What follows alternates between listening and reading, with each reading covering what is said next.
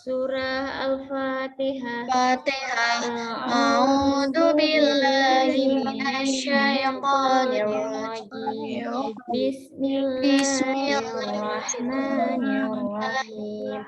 Alhamdulillahi rabbil alamin. Ar-Rahmanir-Rahim. Maliki yaumiddin. Iyyaka na'budu wa iyyaka nasta'in. Ihdinas siratal mustaqim.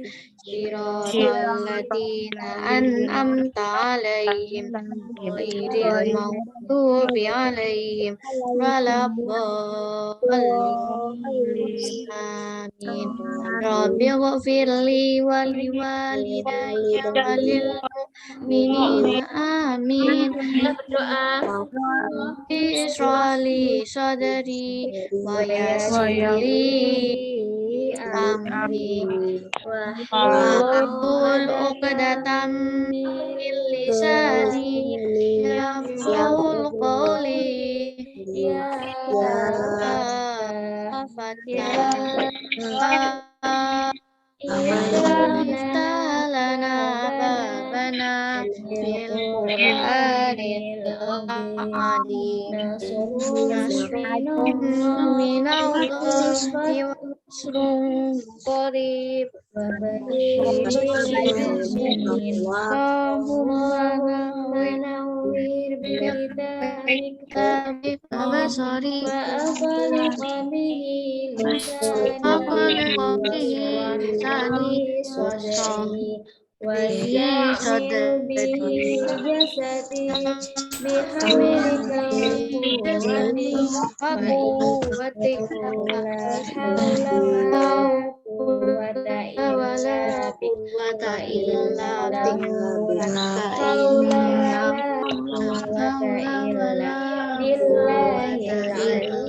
Billahil aliyil azim. Amin. Beri salam. Assalamualaikum warahmatullahi wabarakatuh. Waalaikumsalam warahmatullahi wabarakatuh. Apa kabarnya pada pagi hari ini? Alhamdulillah. Alhamdulillah. Luar biasa. Dahsyat. Allahu Akbar. Semangat dahsyat. Allahu Akbar. Baik, alhamdulillahirrabbilalamin. Hari ini kita berjumpa lagi dalam keadaan sehat walafiat tanpa kurang suatu apapun, dan dalam keadaan yang baik-baik saja ya. Kita doakan untuk teman-teman kita yang saat ini sedang sakit. Semoga oleh Allah segera diangkat penyakitnya dan diberikan kesehatan serta bisa kembali mengikuti pembelajaran seperti biasa. Sebelumnya Ustazah sampaikan terima kasih untuk yang sudah bergabung dan untuk yang sudah menyalakan kameranya. Peraturannya tetap sama, bagi yang tidak mengaktifkan kamera, Ustazah ingatkan sampai 5 kali. Kalau sudah sampai ke 5 kali, tetap tidak mengaktifkan kameranya, Ustazah keluarkan dari Zoom. Untuk menghindari hal-hal yang tidak diinginkan, ya. Jadi silahkan semuanya untuk mengaktifkan kamera dan terlihat mukanya. Bukan yang dilihatkan plafonnya atau gordennya. Jadi untuk memastikan bahwa kalian benar-benar mengikuti pembelajaran pada pagi hari ini. Oke, Balkis dan Mila sudah kedua kali Ustazah ingatkan. Mila, dia tolong untuk dibuka kameranya. Oke, hari ini kita melanjutkan pembelajaran yang kemarin. Tema 3, subtema 1, pembelajaran 4. Sebelumnya Ustazah akan penawaran dulu sama kalian.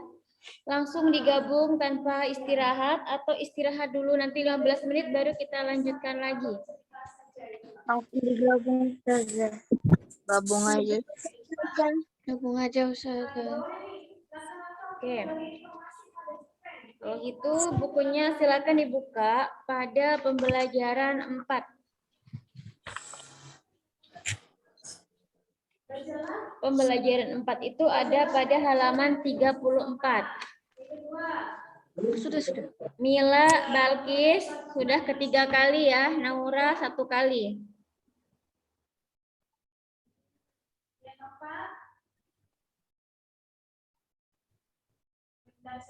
Mila. Kenapa sih dimati nyala, mati nyala?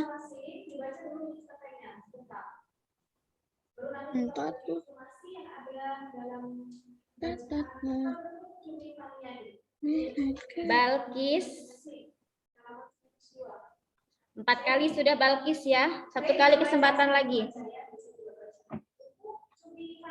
Oke, sekarang silakan Ustazah kasih waktu 3 menit untuk membaca halaman 34 sampai dengan halaman 36.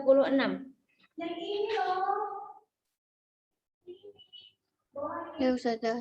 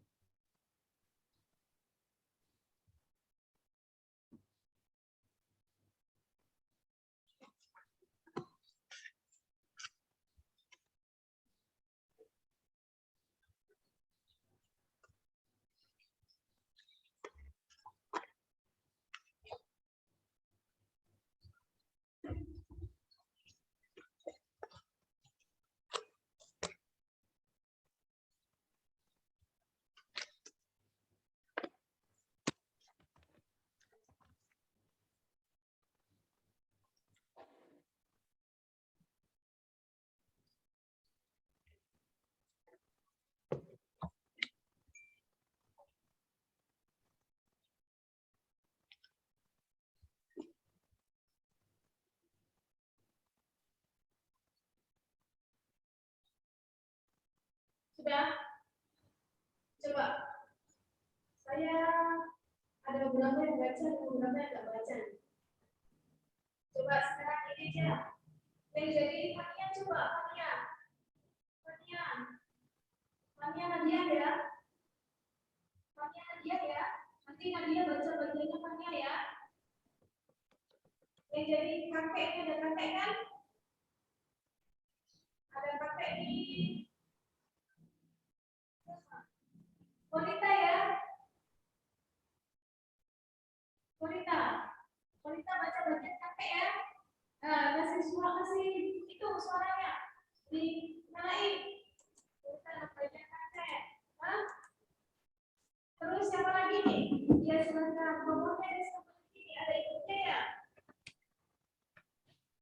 Coba yang jadi ibu, coba.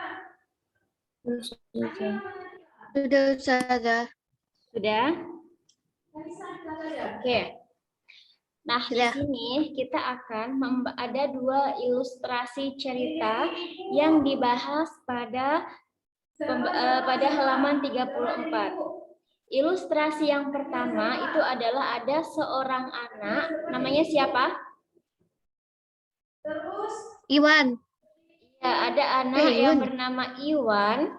Dia itu ingin bermain, tetapi tidak mau belajar. Dia maunya hanya bermain dan tidak mau belajar. Yang kedua, ada anak yang bernama siapa? Salman. Iya, ada anak yang bernama Salman dan dia itu ingin belajar tetapi tidak bisa mendapatkan haknya untuk belajar karena tetangganya ribut, ya kan? Namira dan Fatia, silakan mengaktifkan kameranya.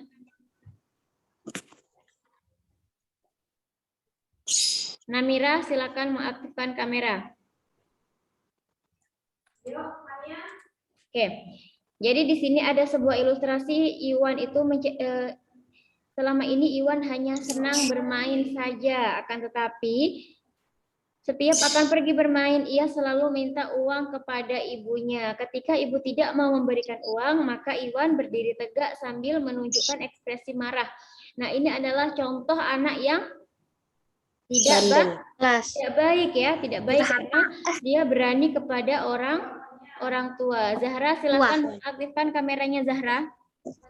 Nah, akan tetapi ibunya dengan wajah yang lembut dan sabar masih berusaha menasihati Iwan agar ia mau mengerjakan tugasnya. Jadi Iwan itu hanya mau mendapatkan haknya tanpa dia mau mengerjakan kewajibannya. Nah, itu yang tidak boleh, jadi tidak seimbang ya. Karena kemarin kita mempelajari antara hak dan kewajiban itu harus seimbang. Zahra, silakan mengaktifkan kamera. Yang cerita kedua itu adalah Salman selalu mendengarkan suara gaduh dari tetangga sebelah. Sang tetangga sering mendengarkan suara musik dengan volume yang cukup kencang. Padahal Salman ingin sekali belajar dengan tenang di rumahnya. Salman memilih sikap diam walaupun haknya untuk bisa belajar dengan tenang telah terganggu. Nah, jadi Salman ini dia sebenarnya tidak mendapatkan haknya. Ya, karena apa? Haknya untuk hidup tenang dan damai itu diganggu oleh tetangganya. Nah, seharusnya kalau misalnya kita memiliki tetangga yang rumahnya itu cukup berdekatan, itu kita juga harus memiliki rasa yang tenggang rasa atau rasa bagaimana supaya kalau misalnya kita beraktivitas itu tidak mengganggu orang lain. Sekiranya kita ingin mendengarkan musik, jadi ya dengarkan, tetapi tidak usah terlalu keras-keras sampai suaranya itu keluar rumah. Jadi melalui dua ilustrasi cerita di atas, kita dapat mengambil kesimpulan bahwa ada beberapa anak itu yang masih kurang paham dengan cara mendapatkan hak dengan kewajiban. Cara mendapatkan hak dengan baik. Apa yang dimaksud dengan hak? Apa yang dimaksud dengan hak kemarin? Apa itu hak Fatia? Adalah hal. Coba saya mau tanya dengan Fatia, apa itu hak?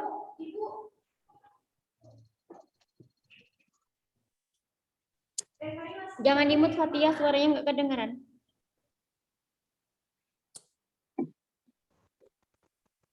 Apa itu hak Fatia?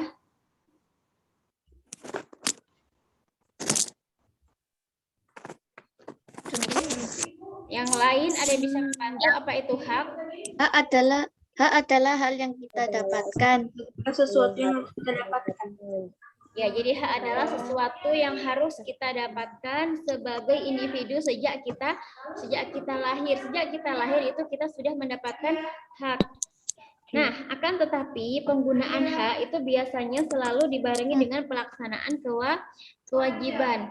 Kita bisa menuntut hak kita setelah kita menjalankan kewajiban kita. Contohnya lagi, misalnya seseorang bekerja terlebih dahulu baru mendapatkan upah. Jadi kewajiban orang itu bekerja, haknya adalah mendapatkan upah. Seperti itu ya contohnya. Nah, jadi penggunaan hak kita akan dibatasi oleh kewajiban kita untuk menjaga hak orang lain. Jadi kita juga harus menjalankan kewajiban. Tadi pas keluar. Iya. Jadi misalnya hak itu kita itu memiliki hak, tetapi kita tidak bisa serta-merta untuk semena-mena dengan hak kita dan mengabaikan hak orang lain. Contohnya lagi misalnya kalau sedang di jalan raya itu kita mendapatkan hak yang sama untuk menggunakan jalan raya karena jalan raya itu adalah fasum atau fasilitas umum. Nah, di fasilitas umum itu berarti kita gunakan secara bersama-sama. Kalau misalnya ada lampu lalu lintas, lampunya itu tandanya merah, berarti itu kita wajib untuk berhenti. Kalau kita tidak berhenti dan nanti kita menabrak yang lawanan arah, berarti kita itu telah mengambil hak orang lain untuk mendapatkan jalan itu. Nah, jadi kita itu juga harus memperhatikan hak orang lain terhadap kewajiban-kewajiban kita. Kalau di jalan raya hak kita apa? Hak kita itu untuk mendapatkan sama-sama untuk mendapatkan fasilitas jalan. Kewajiban kita apa? Tertib terhadap lalu lintas, mengikuti rambu-rambu lalu lintas. Misalnya kalau ada tulisan P disilang, itu tandanya apa? Dilarang untuk parkir. Jadi kalau misalnya sudah ada tanda terpasang seperti itu, berarti jangan parkir di situ. Kalau kita parkir di tempat situ, tandanya kita itu mengambil hak orang lain. Jadi kita zalim terhadap orang lain. Jadi penggunaan hak itu juga tidak sama pada tiap orang. Tergantung kepada orang itu apakah ia mau menggunakannya atau tidak. Berbeda dengan kewajiban yang setiap dari kita itu harus melakukan dengan penuh tanggung jawab. Kalau misalnya kita tidak melakukan kewajiban kita dengan baik, maka kita dinamakan orang yang tidak bertanggung jawab. Hafiza dan Balkis, ini panggilan terakhir untuk Balkis ya.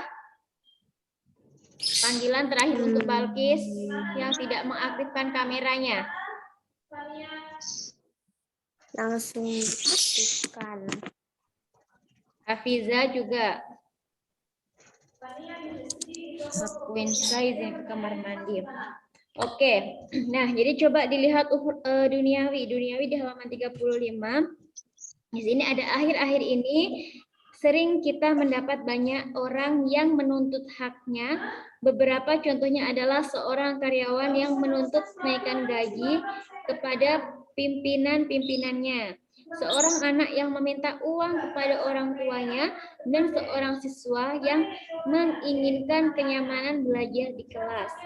Kita pun pasti telah menerima hak kita baik di rumah, di sekolah, maupun di masyarakat. Tetapi, sudahkah kita menjalankan kewajiban dengan baik?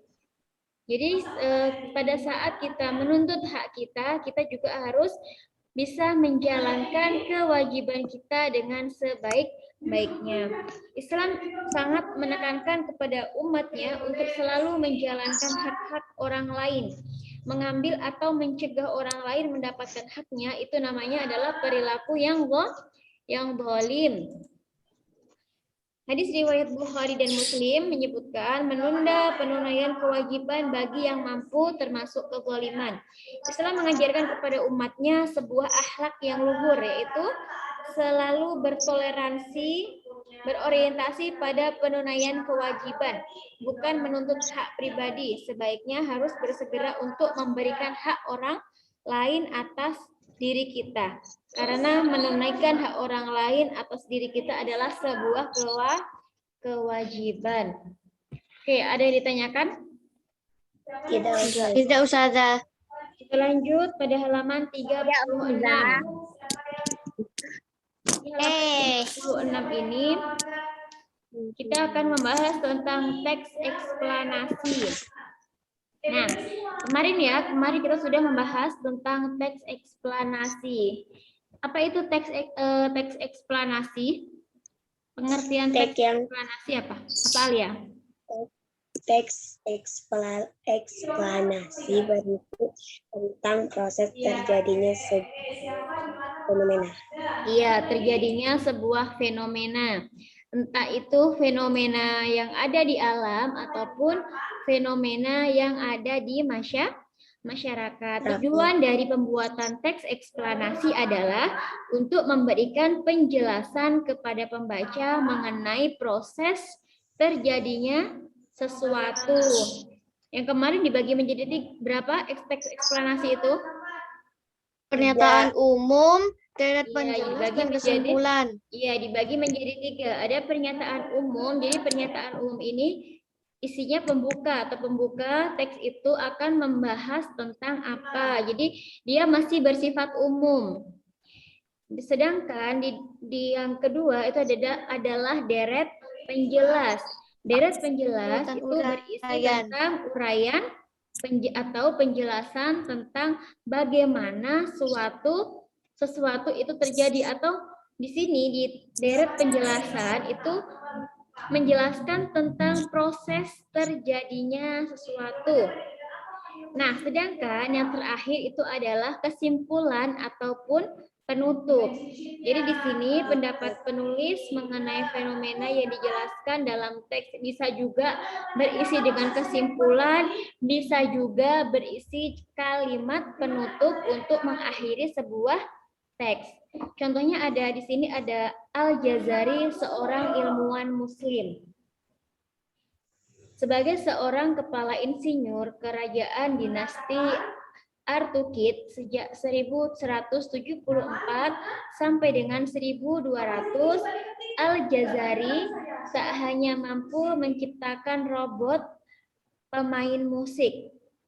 Jadi ini ya pembukanya adalah kita membahas tentang insinyur dan kita membahas tentang sebuah teknologi. Ia mempelopori lahirnya sederet adikarya dalam bidang teknik dan teknologi. Berikut karya-karya Al-Jazari yang banyak dirasakan manfaatnya pada perkembangan dan peradaban manusia di dunia.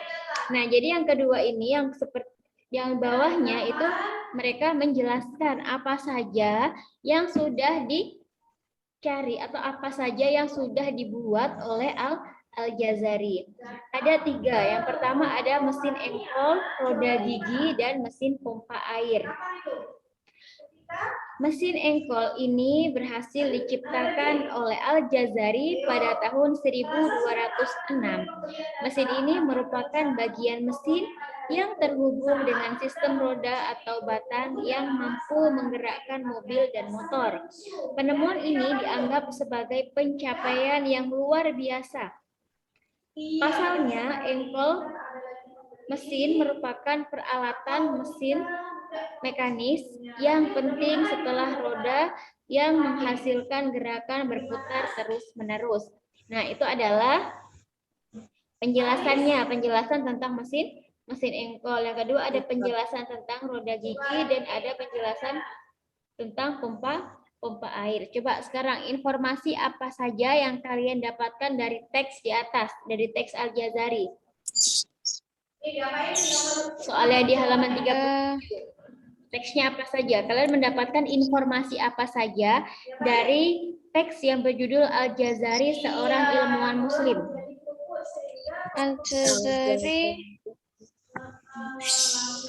Al-Jazari dapat Al-Jazari dapat teknologi. Soalnya ada di halaman 37 ya. ya Ustazah.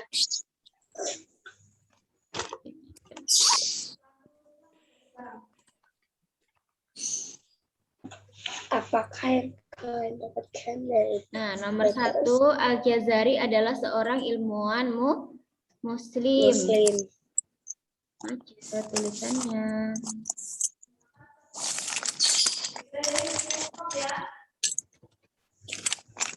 Al-Jazari adalah seorang ilmuwan muslim dengan karyanya apa saja? Dengan karya mesin engkol, roda gigi, dan mesin pompa air. Mesin engkol, roda gigi, dan pompa air. Ditulis ya, dikerjakan di halaman 37. Ya Ustazah. Nah, ini adalah yang kedua. Apakah teks di atas termasuk dalam teks eksplanasi, iya atau tidak? Iya. Ya, alasannya apa?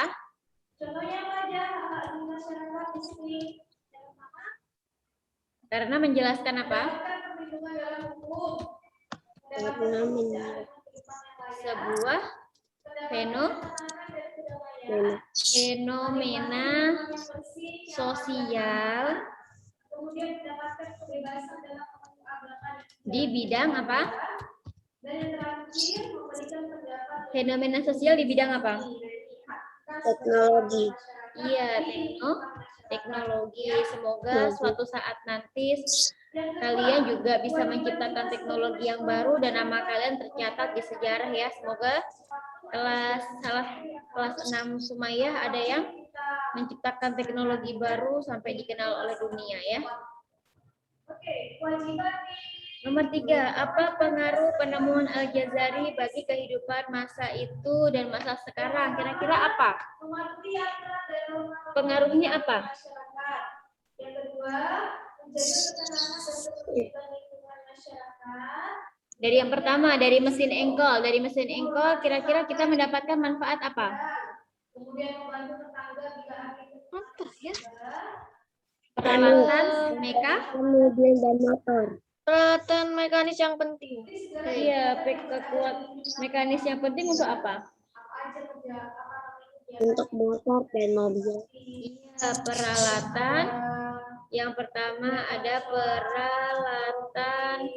peralatan mekanis yang penting untuk menggerakkan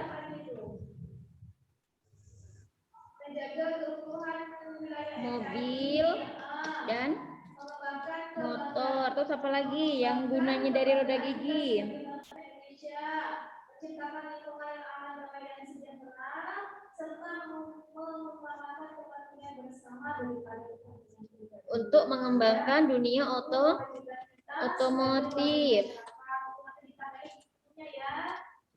Untuk mengembangkan dunia otomotif. Dan yang terakhir adalah apa? Kalau mesin pompa air untuk apa?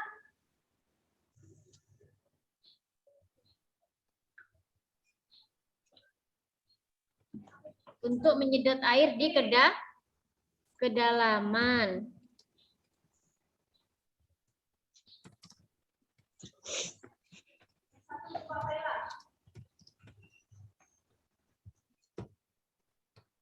Coba seandainya kita dulu tidak ada penemuan-penemuan dari Al-Jazari, mungkin sampai saat ini kita masih kesulitan ya untuk hidup. Karena kan kalau semakin mudah dengan teknologi, kita akan semakin mudah. Yang nomor 4, tuliskan pengaruh positif yang kalian rasakan setelah membaca informasi tentang berbagai penemuan Al-Jazari. Kira-kira setelah kalian membaca teks tentang Al-Jazari, pengaruh positif terhadap kalian itu apa? Apa yang kalian rasakan setelah kalian membaca teks tentang Al-Jazari ini?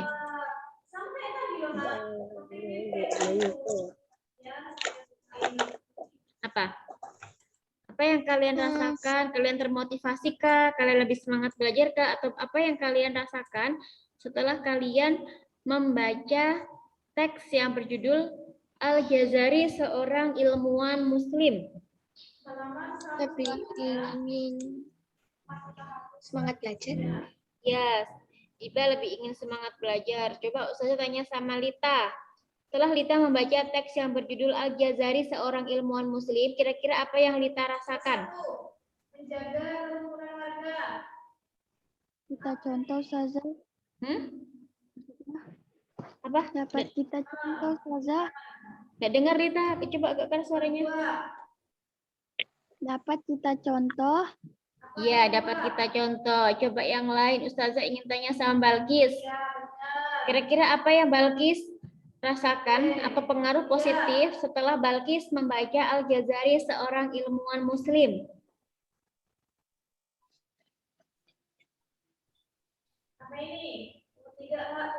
Jangan di-mute suaranya Balkis. Nggak ada kedengaran Ustazah. Iya, benar sekali. Lanjut. No. Naura, apa yang Naura rasakan setelah Naura membaca Al-Jazari seorang ilmuwan muslim? Saya baru masuk Ustazah. Tadi internet saya itu habis. Oke, selain ada yang mau mengutarakan perasaannya setelah membaca teks yang berjudul Al-Jazari seorang ilmuwan muslim? Mila, mungkin Mila atau Fatia, Ayasa, Alia. Oke. Rasulullah Shallallahu Alaihi Wasallam bersabda, menuntut ilmu itu wajib atas setiap muslim. Hadis riwayat Ibnu Majah.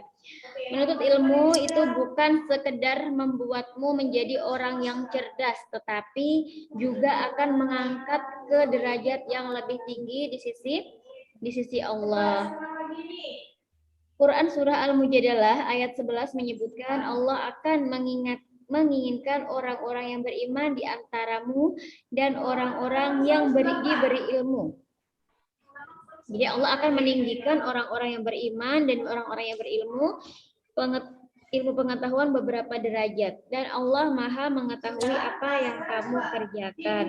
Jadi Allah itu akan mengangkat derajat orang yang berilmu jika disertai dengan keimanan dan ketakwaan. Jadi berilmu saja tidak cukup.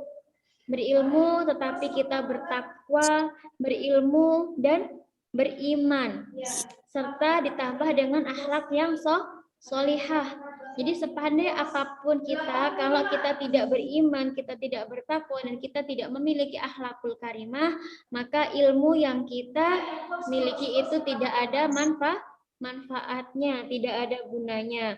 Mari bersama-sama kita selalu semangat untuk menuntut ilmu yang dengannya dapat meningkatkan keimanan dan ketakwaan kita kepada Allah Subhanahu wa taala, sehingga Allah Subhanahu wa taala ridho kepada kita dan mengangkat kita pada derajat yang tinggi di sisi Allah.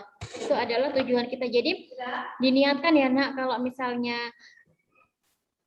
akan belajar itu diniatkan selain untuk mendapatkan ilmu, juga Allah meridhoi, Allah memudahkan jalan kita untuk menuntut ilmu, Allah memudahkan proses kita untuk belajar supaya apa yang kita pelajari itu mudah masuk di dalam pikiran kita dan otak kita. Oke, lanjut ya. Lanjut pada halaman 39.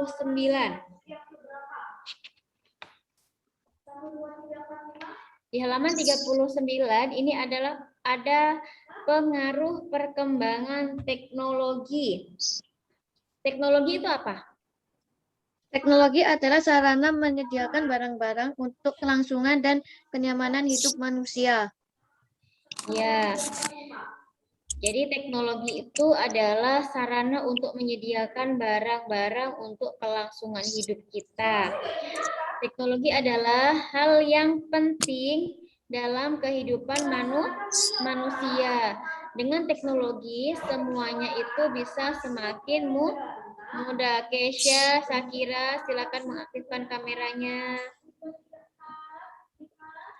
Jadi, dengan adanya teknologi, itu kehidupan manusia itu semakin mudah. Hampir semua orang itu menggunakan teknologi sebagai alat bantu. Coba Ustazah tanya, ada nggak kira-kira sekarang yang tidak menggunakan teknologi? Enggak. Nggak ada ya? Tidak. Semuanya menggunakan teknologi. Bahkan kita saat ini pun juga menggunakan teknologi. Ya kan? Kita menggunakan Zoom. Iya, Ustazah. Iya, kalian ada yang menggunakan laptop, ada yang menggunakan HP untuk mengikuti Zoom. Itu juga kita sedang menggunakan teknologi dulu. Kalau orang-orang terdahulu mungkin memasak itu masih memasak nasi masih menggunakan kompor dan panci. Dengan adanya teknologi, tinggal pencet sudah langsung matang nasinya. Masak. Terus apalagi dulu kalau misalnya di rumah itu masih panas, harus berkipas menggunakan tangan, pakai tangannya sampai pegel. Sekarang sudah ada teknologi kipas. Saja macet-macet. Tes. Ya, Ustazah. Masih macet-macet kah sekarang? Sudah bisa dengar? Enggak. Oke. Sudah enggak. Lanjut ya. Nah, contohnya lagi, kalau dulu misalnya kita kepanasan di rumah itu sering menggunakan kipas yang pakai tangan, karena adanya teknologi sudah ada kipas angin ataupun AC ya. Jadi itu adalah teknologi. Jadi, apakah kalian mengetahui apa yang dimaksud dengan teknologi? Jadi, teknologi adalah sarana yang menyediakan barang-barang untuk kelangsungan dan kenyamanan hidup manusia. Macet. Macet. Macet. Macet Ustazah. Iya, sebentar. Jaringannya jelek. Tes, tes. Oke, masih sudah bisa mendengar? Jaringannya jelek lagi. Jaringannya jelek lagi. Coba Ustazah ganti. Sudah kan? Mbak Eva pakai lab apa pakai Sudah. Punya aku tuh nyambungnya di lab tahu. Sudah Ustazah. Di laptop. Nyala, cuman dia jaringannya jelek kayaknya. Heeh. Ini saya juga nyambungnya di lab. Oke ya, lanjut. Masih sudah enggak macet ya? Kayak kita lagi. Jadi dengan adanya teknologi, kita itu semakin mudah. Kita semakin keberlangsungan hidup manusia itu semakin mudah dan semakin nyaman. Penggunaan teknologi oleh manusia itu diawali dengan mengubah sumber daya alam menjadi alat-alat sederhana terlebih dahulu. Jadi misalnya dulu contohnya kalau orang dulu banget orang bilang menyebutnya manusia purba. Itu untuk bisa menyalakan api itu harus menggesek-gesekkan batu digesek-gesekkan sampai keluar percikan api. Terus dengan adanya teknologi lagi akhirnya ada namanya korek api yang dia apa yang diginiin ya bukan cetek yang pakai yang kayak lidi baru digesekkan. Ini Kak Ustazah. Yang kayak lidi baru digesekkan itu. Terus berkembang lagi ada korek yang diputar bisa nyala. Ada semakin berkembang lagi teknologi tinggal pencet keluar apinya. Nah, itu adalah contoh sebagian kecil dari teknologi. Jadi teknologi itu akan terus berkembang seiring perkembangan zaman. Ya. Proses teknologi itu akan berkelanjutan adalah suatu hal yang menguntungkan bagi masyarakat umum. Jadi, dengan adanya teknologi itu akan semakin memudahkan manusia. Contohnya lagi misalnya, kalau dulu kita mencuci itu capek, menyika mencuci baju itu Kalau mesin cuci ya Ustazah. Iya, dikucek dulu pakai tangan, terus lama-kelamaan ada alat sikat untuk mencuci baju untuk memudahkan. Lama-kelamaan ada mesin cuci juga bisa. Iya, lama-kelamaan ada teknologi, akhirnya ada timbul mesin cuci. Nah, itu namanya inovasi dalam menciptakan teknologi. Jadi setiap inovasi diciptakan untuk memberikan manfaat positif bagi kehidupan manusia. Khusus dalam bidang teknologi, masyarakat sudah menikmati banyak manfaat yang dibawa oleh inovasi-inovasi yang telah dihasilkan dalam beberapa tahun terakhir ini.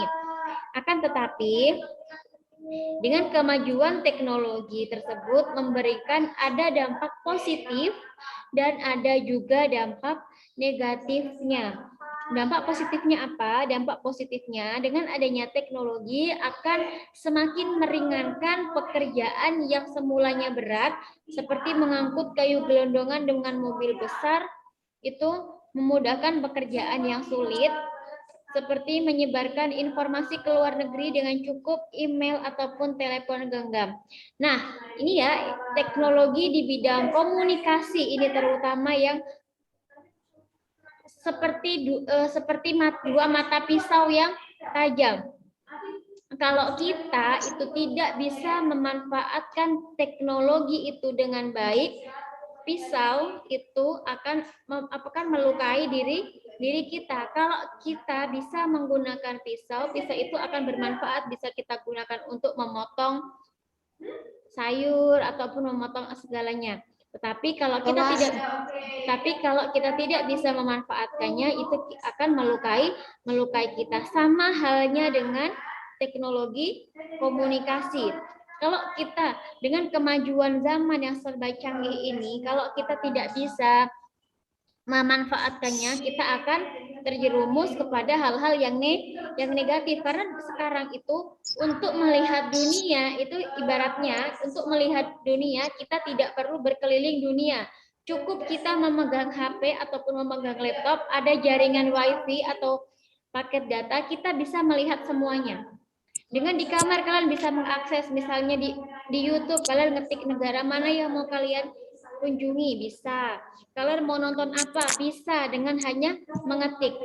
Tetapi dengan dengan adanya kemudahan teknologi itu, kita juga harus dibarengi dengan memfilter diri kita. Kita harus bisa menyaring mana informasi yang harus kalian ambil, mana informasi yang tidak boleh untuk kalian akses, mana tontonan yang boleh kalian lihat dan mana tontonan yang tidak boleh kalian lihat. Kalau dulu untuk mengirim surat itu kan harus pakai kantor pos kayak kemarin ya yang Ustazah bilang. Kalau sekarang cukup hitungan menit itu sudah nyampe kabar kita, bisa mengirim melalui email ataupun bisa kita menelpon. Dan juga itu akan meringankan pekerjaan yang berat seperti lagi ini ya. Dulu kalau misalnya ingin bepergian itu harus berbulan-bulan menyeberangi laut antar benua. Kalau sekarang cukup di dalam hitungan jam dengan adanya pesawat. Cukup hitungan jam dengan adanya pesawat kita sudah nyampe pada negara tujuan. Nah, contohnya lagi untuk membangun jalan tol.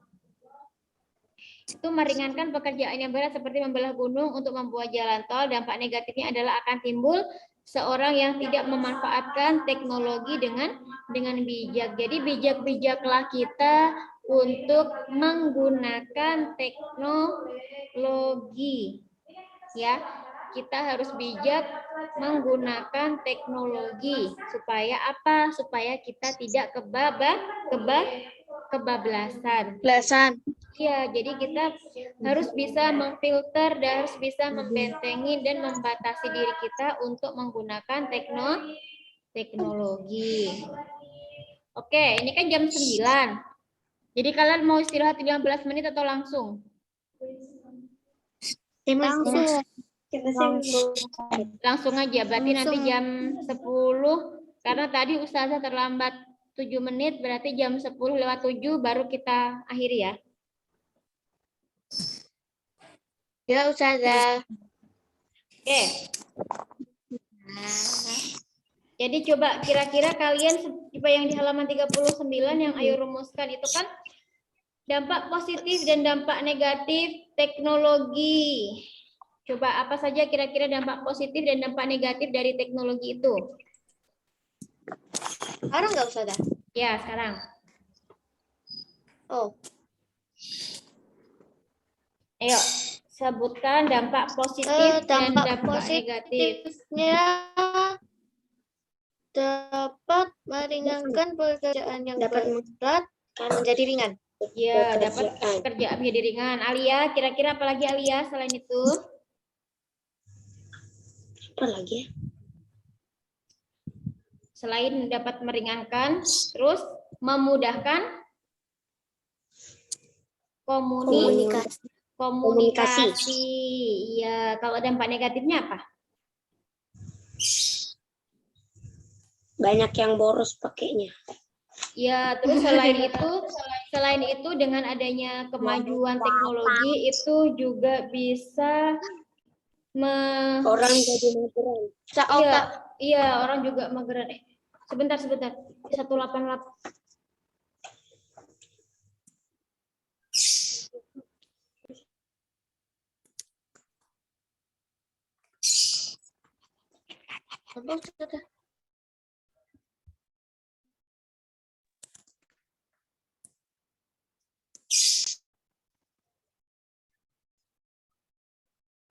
Sebentar nak ya.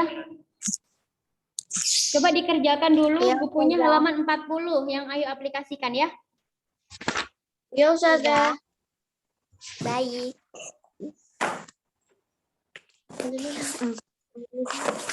Oh.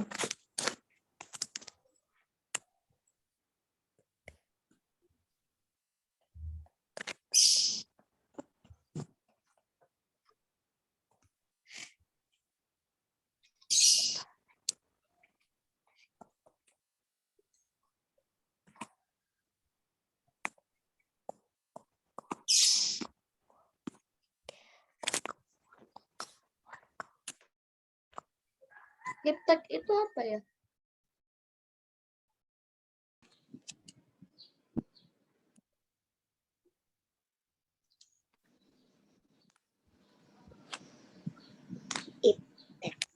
Itu apa? Iptek itu apa ya? Oh, nggak tahu. Kalian tahu iptek? Iya. Iptek dan global. Saya. Nah, nantilah tanya Ustazah. Pokoknya ini deh. Abad ke-21 membawa tantangan berat bagi bangsa Indonesia. Kita membawa penanganan berat dari bangsa Indonesia dikatakan abad ke-21. Adanya pengaruh ilmu pengetahuan dan teknologi mengakibatkan setiap orang harus meninggal kebiasaan lama. Ya. Sering terjadi perkembangan teknologi sarana yang berpengaruh pada dunia yang di zaman sekarang ini adalah Dunia yang adalah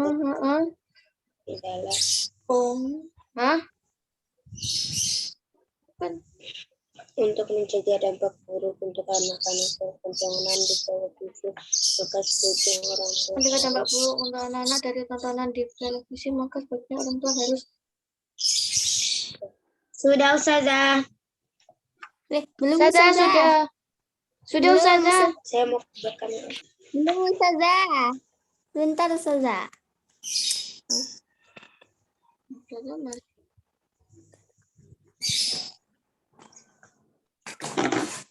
Lagi.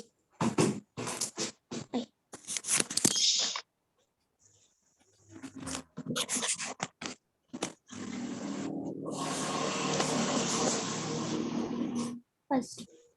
Salah satu hal yang dibutuhkan dalam menghadapi dampak negatif kemajuan internet dalam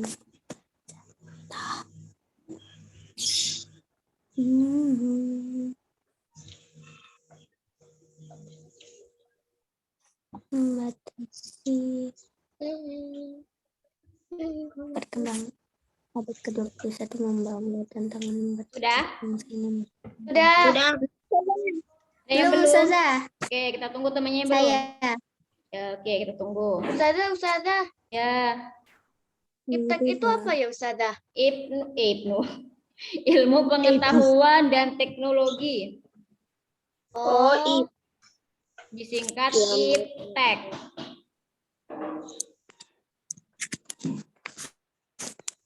Abad ke-21 membawa tantangan berat bagi bangsa Indonesia dikarenakan Sudah selesai semuanya. Ayo kita sebentar. sebentar ya. Sebentar. 2 menit lagi ya. 9 lebih 5 kita Ya koreksi. Ustazah. Ya. Saya tinggal 2 soal lagi. Ayo, lanjut. Perkembangan teknologi sarana yang memengaruhi pada dunia yang tanpa batas di zaman sekarang ini adalah media.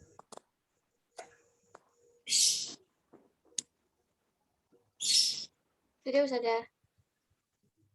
Bentar saja, sisa satu. Untuk menjaga dampak buruk untuk anak-anak dari tontonan televisi, maka sebaiknya orang tua harus Jangan ke sini. Sudah. Udah mandi. Sudah Ustazah. Sudah Ustazah. Adik mandi. Iya, Kak. Sudah Ustazah. Tolong. Iya. Ustazah. Ya, Yuk, sudah. kan kerja. Sudah. Nomor 1, silakan dibaca soalnya. Adanya pengaruh perkembangan ilmu pengetahuan dan teknologi mengakibatkan setiap orang harus meninggalkan kebiasaan lama yang dapat menghambat kemajuan, yaitu Mau pasrah pada belajar. nasib, Pasrah pada nasib. Jadi di sini adanya pengaruh perkembangan ilmu pengetahuan dan teknologi itu mengakibatkan setiap orang itu meninggalkan kebiasaan lamanya. Jadi kita harus meninggalkan kebiasaan lama. Kebiasaan lama itu apa? Pasrah pada nasib. Jadi ya sudahlah, kalau misalnya nggak dapat ya nggak apa-apa. Nah itu namanya pasrah pada nasib. Pasrah pada nasib. Sebelum berusaha Nasib. itu sudah pasrah duluan. Jadi sebelum berikhtiar sudah memasrahkan diri, itu tidak boleh. Jadi kita harus yang pertama, apa yang kita lakukan? Macet.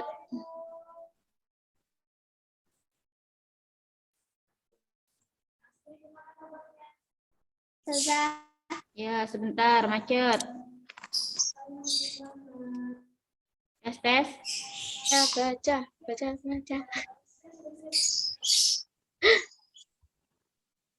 Ustazah gambarnya macet.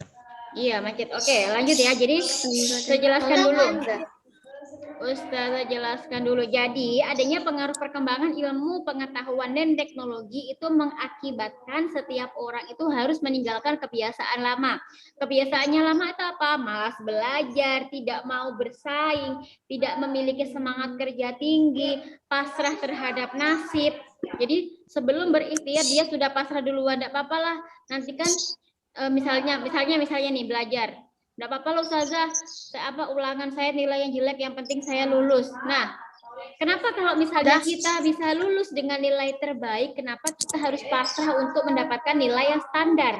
Nah, itu namanya contoh dari pasrah kepada nasib. Jadi dengan adanya tantangan zaman dan adanya pengetahuan teknologi ini, kita harus, yang pertama kita harus mau belajar, kita harus membuka diri dan mau belajar sesuatu hal-hal yang baru. Yang kedua, kita harus berani bersaing. Karena sekarang ini tantangannya, saingan kita bukan hanya berada di sekitar kita, tetapi lebih kepada dunia yang lebih luas lagi. Yang ketiga adalah semangat untuk bekerja keras yang tinggi. Nomor 2, coba Yumna, dibaca soalnya Yum. Dan tadi yang minta Mila deh Ustazah. Nanti Mila nomor 3. Mila nomor 3. Salah satu hal yang dibutuhkan dalam menghadapi dampak negatif kemajuan iptek dan globalisasi itu Apanya? Membatasi perkembangan iptek. Iya, membatasi perkembangan iptek. Jadi membatasi di sini itu lebih kepada membatasi diri kita itu untuk memfilter mana yang boleh kita ambil dan mana yang tidak boleh kita kerjakan. Jadi keberanian kita harus bisa, dalam salah satu yang dibutuhkan untuk menghadapi globalisasi itu adalah kita keberanian untuk meniru. Jadi kita berinovasi dengan hal-hal yang baru. Adanya kita itu tidak bisa ya nak, kalau kita menutup diri terhadap pengaruh asing, itu sangat tidak mungkin, karena sekarang mau tidak mau kita harus berinteraksi dengan pengaruh asing itu. Yang ketiga, adanya keberanian untuk menolak perkembangan iptek. Nah, iptek itu tidak bisa ditolak. Yang bisa adalah kita membatasi diri kita, atau kita memfilter diri kita, mengambil mana yang sekiranya bisa dan boleh untuk kita kerjakan, dan mana yang harus kita tinggalkan. Nomor 3, Nila. Abad ke-21 membawa tantangan berat bagi bangsa Indonesia. Karena apa, Mil? Apa jawabannya, Mil? Masa depan bangsa menjawab negara. Karena bangsa kita harus mampu bersaing dengan bangsa lain dalam berbagai bidang. Oke, jadi di abad ke-21 ini ada persaingan apa namanya tuh perdagangan dunia itu. Jadi perdagangan dunia itu semakin bebas. Jadi kita itu bisa berdagang dengan negara-negara asing. Jadi kita ini harus bisa bersaing nih dengan bangsa-bangsa lain untuk menciptakan teknologi, untuk di bidang ekonomi, untuk di bidang semuanya. Jadi kita itu harus bisa bersaing dalam berbagai bidang pendidikan, bidang teknologi, bidang pengetahuan, bidang kesehatan, bidang perdagangan. Kalau kita tidak mau bersaing dengan berbagai negara, maka negara kita yang lama-kelamaan akan tertindas oleh negara asing. Jadi tidak bisa nanti lama-kelamaan kita bisa terjajah kembali seperti dahulu. Kalau sekarang penjajahannya itu tidak terang-terangan ya. Penjajahan negara asing terhadap negara kita ini tidak terang-terangan. Kalau dulu kan terang-terangan datang ke Indonesia lalu menyerang. Tapi kalau sekarang penjajahannya itu secara halus. Secara apa? Teknologi. Contohnya, kalian diberi teknologi. Kalian bermain sosial media contohnya. Sosial media untuk saat ini kan hampir semua yang kita nikmati itu adalah buatan dari luar negeri. Entah itu Instagram, entah itu TikTok. Ya kan? Jadi kalian itu terlena games yang kalian mainkan. Jadi kalian dibuat nyaman nih main game. Kalian dibuat nyaman untuk bermain TikTok sampai lupa belajar. Nah, itu yang dinamakan sebenarnya adalah penjajahan secara halus. Nomor 4.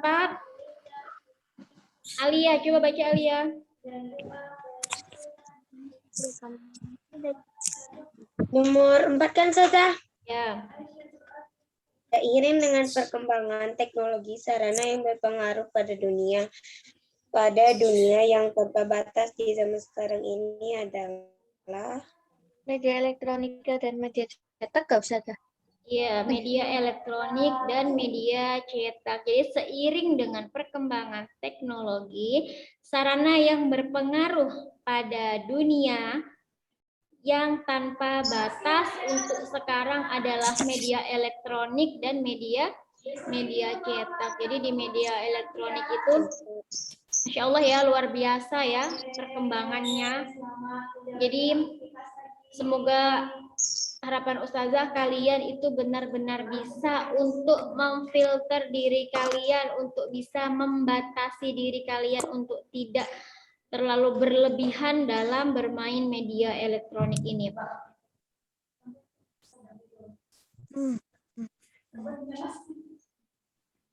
Mila, Suci, Yumna, Fatia. Kenapa kameranya mati nyala kayak lampu? Nomor 5, siapa yang mau baca nomor 5? Saya lagi untuk mencegah dampak buruk untuk anak-anak dari Yang tontonan lain, di jangan dibahas, televisi. jangan dibahas, yang lain. Oke.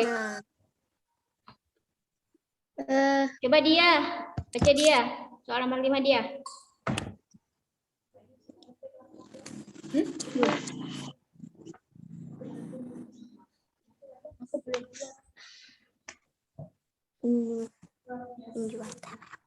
Baru tulis saja tugas-tugasnya di buku tulis saya, aku belum ketik tadi malam macet-macet balik aku, jadi aku jengkel sudah. Iya, RTP 1 September. Ayo dia dibaca soal nomor 5 dia. Untuk mencegah dampak buruk untuk anak-anak dari tontonan di televisi, maka sebaiknya orang tua harus Mengawasi tontonan yang dilihat anak. Iya, harus mengawasi tontonan yang dilihat anak-anak. Jadi, selain televisi, kalau sekarang ini Ustazah menilai kalau di zaman kalian ini bukan televisi yang menjadi pengaruh, tapi HP yang menjadi setannya. Ya, jadi Setan gepeng. Jadi kalau dulu di zamannya Ustazah masih sekolah, masih kecil tuh TV yang menjadi musuh.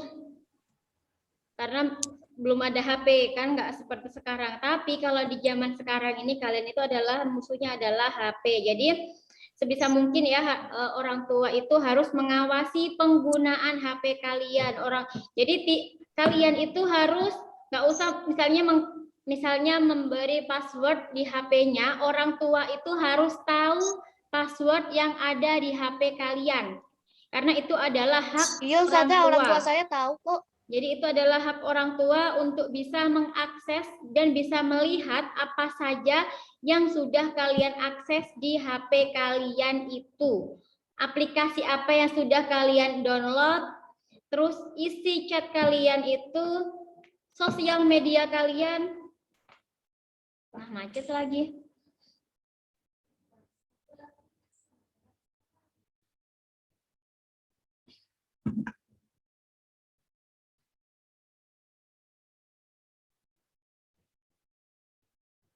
Ojo lali sarapan. Lagi sarapan, kita makan siang.